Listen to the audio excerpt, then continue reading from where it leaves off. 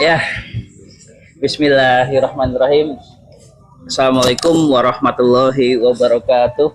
Assalamualaikum warahmatullahi wabarakatuh. Ya, Sohib Muda dimanapun berada nih. Kali ini berjumpa kembali dengan Talkmu ya, podcast Talkmu.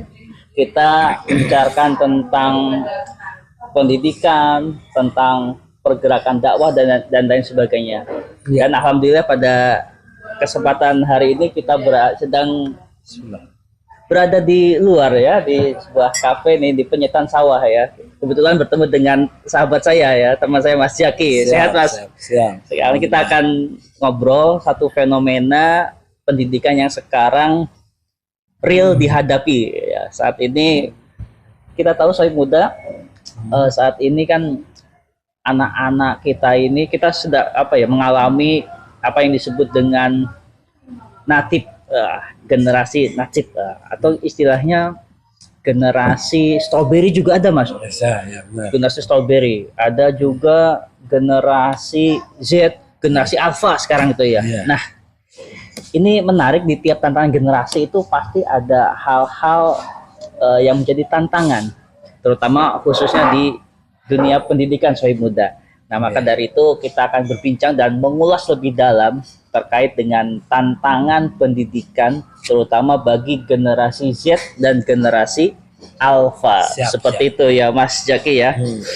Baik, mungkin Mas Jaki juga punya seorang putri ya, termasuk gen Alpha ya, kategorinya. Gimana sharing tentang putra putri Mas Jaki ketika generasi Alpha ini seperti apa tantangannya ini Mas? Terima kasih Pak Indro. Assalamualaikum warahmatullahi wabarakatuh. Waalaikumsalam warahmatullahi wabarakatuh. Mari bicara tentang generasi ya. Kita kalau bicara generasi itu sebenarnya generasi itu ada pembagian generasi. Ya. Itu berawal dari ketika selesainya Perang Dunia Kedua. Setelah selesai Perang Dunia Kedua, maka para ahli sosiologi itu membagi generasi menjadi beberapa generasi. Yang pertama yaitu generasi baby boomers ya. Generasi baby boomers itu generasi yang lahir antara tahun 45 sampai 60. Jadi pembagian generasi ini berdasarkan atas tahun kelahiran. Jadi anak-anak generasi baby boomers itu lahirnya dari tahun 45 sampai 60. Mereka generasi anak-anak yang mempunyai ciri khas yang unik, yaitu apa? Mereka generasi yang mempunyai komitmen yang kuat, kemudian disiplin, daya juang tinggi, tapi mereka cukup formal. Karena mereka generasi yang dilahirkan generasi setelah Perang Dunia, jadi orangnya memang cukup formal ya. Karena situasi perang itu menegangkan, jadi membuat generasi yang dilahirkan satu. Menarik ya. Ini ciri dari baby boomers ya. Mereka mempunyai persisten, daya tahan yang tinggi. Kemudian lahirlah generasi X. Generasi X itu tahun 60 sampai tahun 80. 80-an ya. 60 sampai 80. Ini tidak jauh berbeda dengan generasi baby boomers, tapi perbedaannya apa? Mereka sudah mengenal teknologi. Saat itu sudah ada Yahoo ya, komputer ya masih.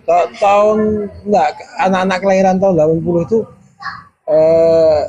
ketika besar sudah mengenal komputer. Tapi kalau generasi baby boomers nggak kenal komputer, tapi mengenal daya juang. Tapi kalau X itu mereka mengenal komputer semua.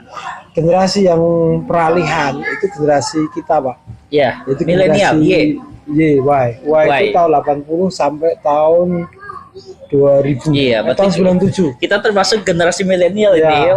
Ini generasi peralihan. Cirinya gimana ya? Peralihan. Jadi ketika kita masih menikmati kehidupan yang analog, teknologi analog, beralih ke teknologi yang mulai digital.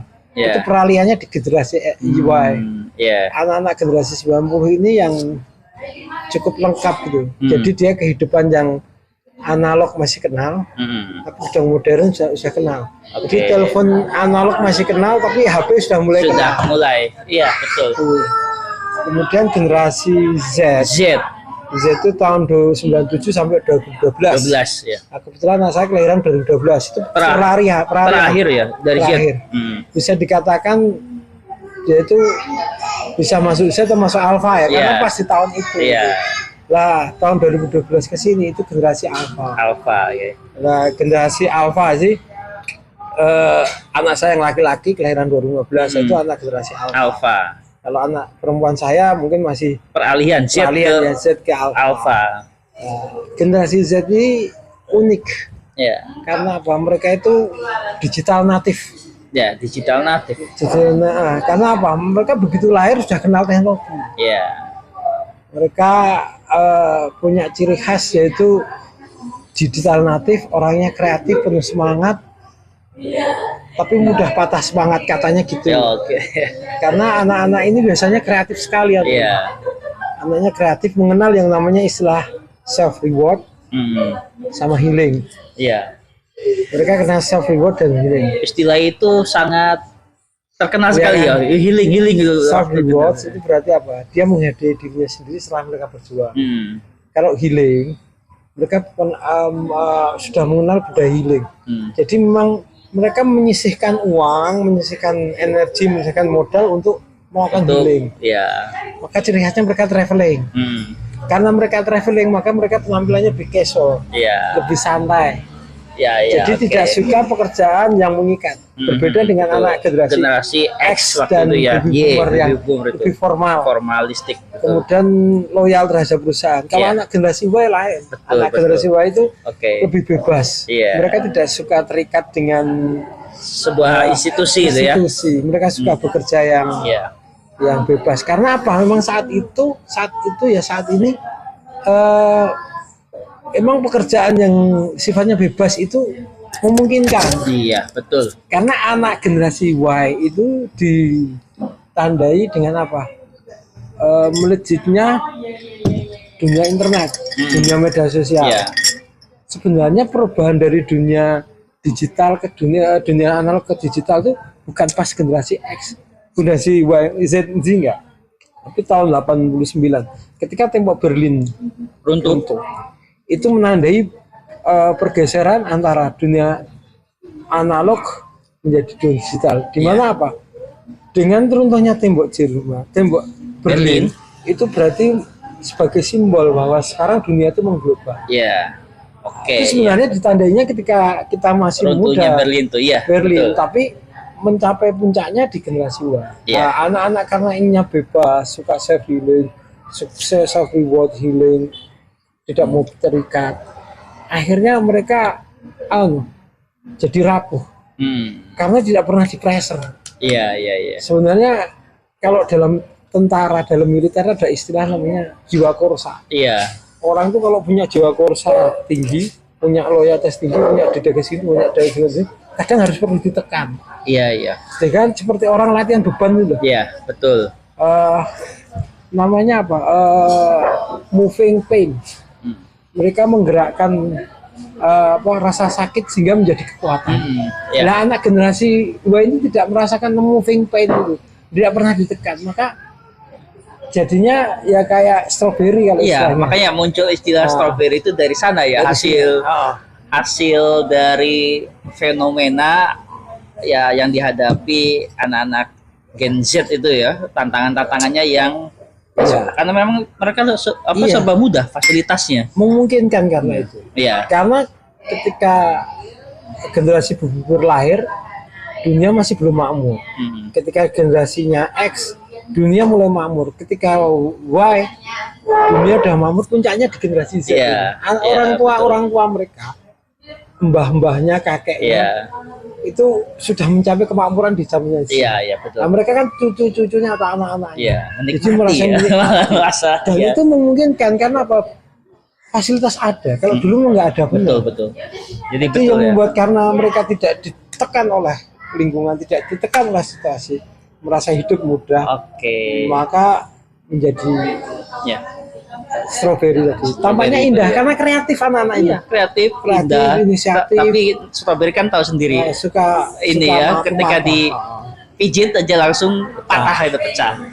Baik, Sohib Muda, menarik sekali tadi latar belakang tentang pembagian antar generasi yang memiliki ciri khas tersendiri ya, mulai dari baby boomer, X, Y, Z dan Alpha.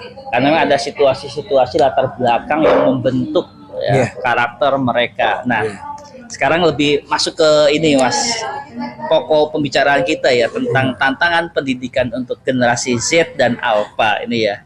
Nah, ini kalau situasi memang demikian ketika generasi strawberry ini ya dapat tekan-tekanan, terus pendidikan formal yang nampaknya kan anak-anak sekarang katanya terikat dengan formal juga agak kurang nggak mau, tapi kan ada juga pendidikan yang sifatnya formal di sekolah gitu. Nah, melihat situasi seperti ini, pendidikan yang pas untuk anak generasi Z dan Alpha ini Mas Zaki melihatnya seperti apa Mas?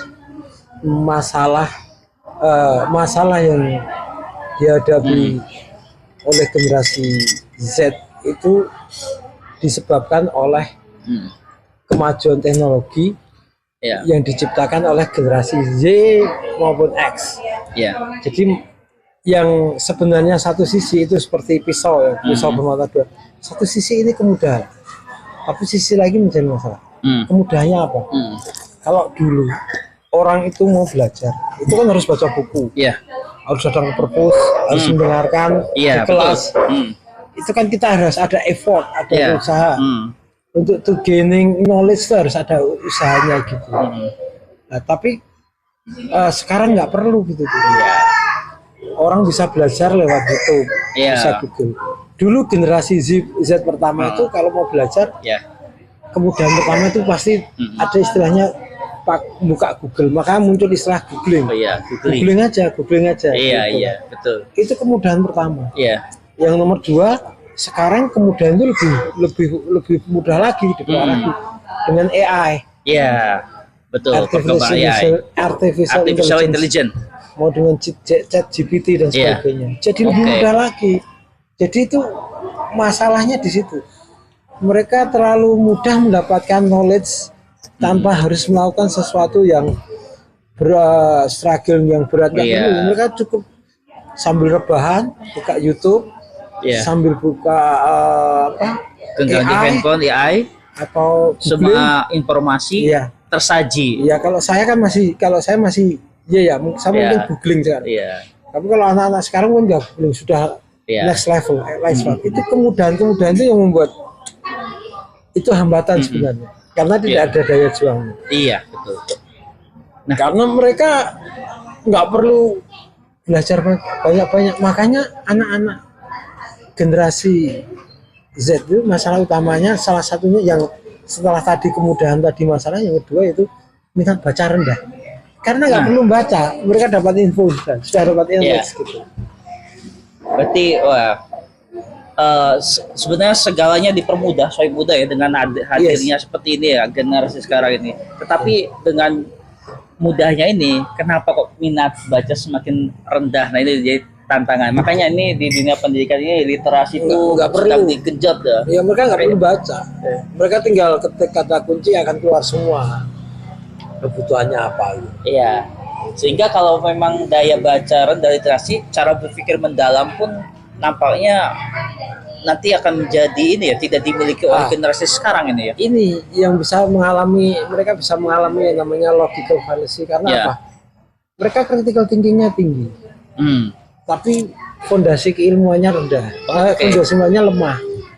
Critical tinggi tapi fondasi keilmuan rendah. Lemah fondasinya. Lemah. Jadi itu yang ditakutkan, yaitu mereka mengalami kebingungan, logical fallacy.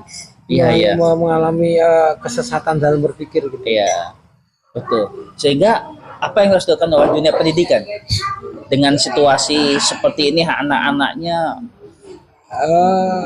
informasi apa penyesuaian pembelajaran dengan gaya baru sekarang dengan perkembangan teknologi itu sedang digencarkan. Padahal kemarin Finlandia, kita baca kemarin informasi di negara Finlandia yang pendidikan maju, sekarang anak-anak sudah mulai meninggalkan gadget juga itu ya.